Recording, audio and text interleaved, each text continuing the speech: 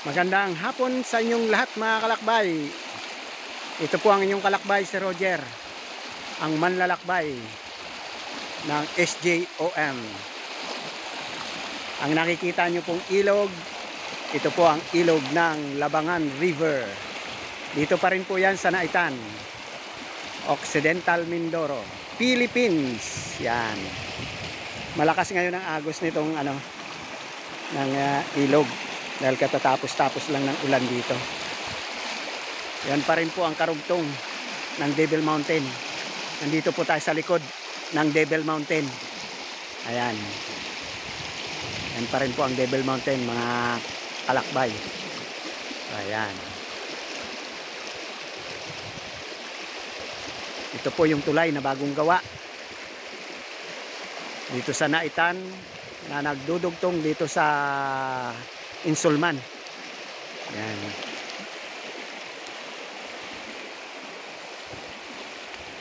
Buti na lang may tulay na rito. Kung wala, nahihirapan ang lahat ng mga residente rito sa Insulman, sa Naibuhan, sa Lagnas, sa Banag, na pumunta sa Kabayanan. Ang ganda ng tulay. Grabe, bagong gawa. Kaya ngayon, lahat ng mga residente dito sa Insulman, Naibuhan, sa kabila, sa Lagnas, wala na silang problema. Kahit may bagyo, pwede na silang bumaba sa bayan para mabili nila yung kanilang mga gustong bilhin ng mga pagkain. Pag may mga produkto sila, pwede na naman nilang ibaba sa Kabayanan, sa San Jose. Yan po ang tulay. Grabe, ang ganda.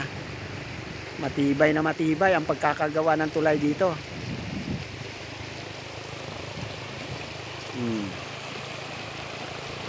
Yan po, nasa likod ako ng Devil Mountain.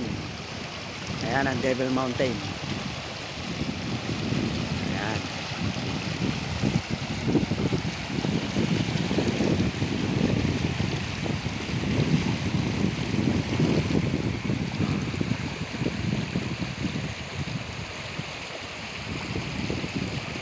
Napakaganda dito. Malamig. Malumigmig.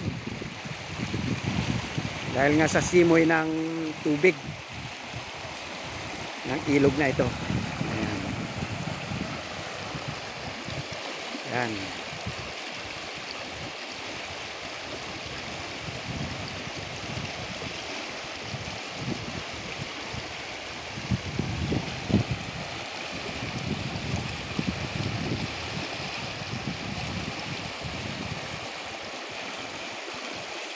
Dati, nung wala pa itong tulay na ito, yan sa ibaba na yan, magtatawid yung mga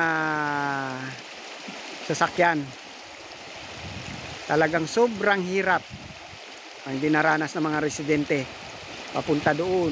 Yan, doon sa na yun, sa dulo ng tulay na yun. May mga dalang uling, mga produkto nila. Hirap na hirap sila. Lalong-lalo ang mga katutubo. Pero ngayon, hindi na sila mahirapan dahil nandito na itong tulay.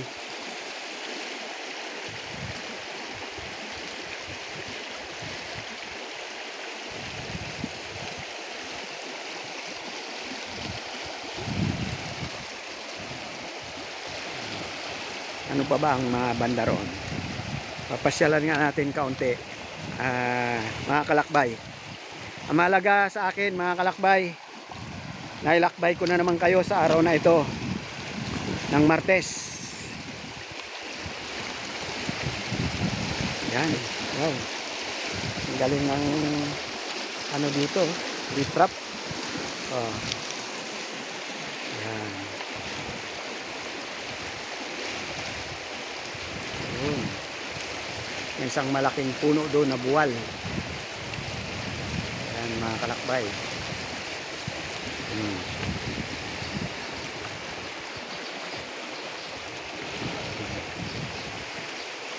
Diba? Ang ganda ng pagkakagawa naman ito. Oh.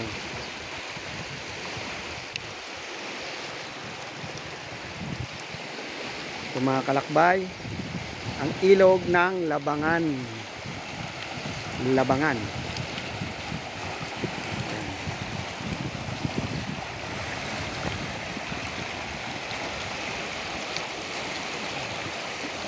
Ang lakas ng agos ng tubig.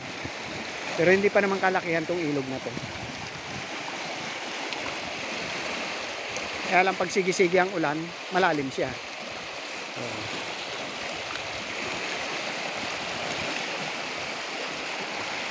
Bueno mga kalakbay, hanggang dito na lang muli. Ito po ang inyong kalakbay,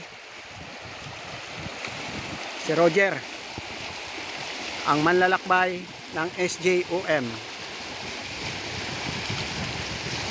Sana po mag-like naman kayo, mag-follow at mag-subscribe sa ating munting channel. Maraming salamat po.